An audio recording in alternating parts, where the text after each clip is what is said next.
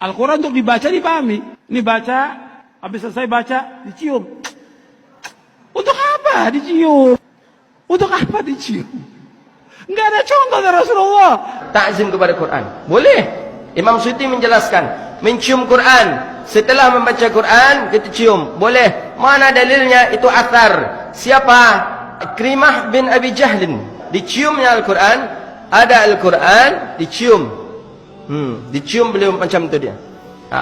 Kenapa? Imam Suyuti juga menjelaskan qiyas kepada mencium Hajar Aswad.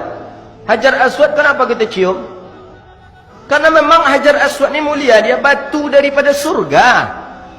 Pertama karena dia batu daripada surga, kemudian karena Nabi menciumnya. Ya Nabi menciumnya karena dia mulia, itulah maka dicium oleh Nabi. Karena dia mulia, dicium oleh Nabi. Mana yang lebih mulia? Hajar Aswad dibandingkan Al-Quran? Mulialah Al-Quran lagi.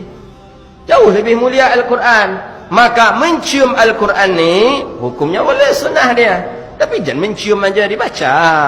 Maka nanti kalau untuk mencari pahala, dicium-cium tadi. Baca tak ya pandai berulang. Bukan. Ya, bukan. Tapi bolehkah menciumnya? Boleh. Imam Suyuti sudah menjelaskan, boleh. Ya, qiyas kepada mencium daripada Hajar Aswad. Ini mencium Quran tak ada masalah.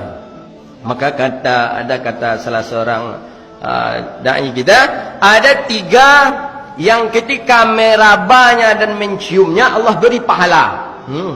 Dipegang kemudian dicium, dapat pahala kita. 3 dia. Mana yang 3 ni? Pertama, memegang dan mencium Hajar Aswad. Pegang Hajar Aswad dah pahala. Dicium lebih lagi besar pahala. Maka itulah setiap orang tawaf mesti dia mencium Hajar Aswad. Kalau tak bisa mencium Hajar Aswad, maka isyarah dari jauh. Bismillahi Allahu Akbar. Itu tanda mencium Hajar Aswad tu. Tangan kita yang kita cium, isyarah. Pahala. Yang kedua, mencium Al-Quran. Memegang Quran, mencium Al-Quran. Dapat pahala. Karena mulia, kitab mulia. Tak semua yang bisa menerima Al-Quran. Gunung, hewan, tak ada yang bisa menerima Al-Quran. Thumma awrasna alladhina astafayna min ibadina. Faminhum zalimun li nafsi. Wa minhum muqtasid. Wa minhum sabiqul bil khairati biiznillah. Yang bisa menerima Al-Quran ini adalah hamba pilihan. Hamba pilihan itu adalah umat Nabi Muhammad SAW. 2. Yang ketiga, mencium apa boleh? Boleh dapat pahala. Capek bapa-bapa ibu-ibu isteri. Ya, memegang isteri, mencium isteri, pahala. Itu dia.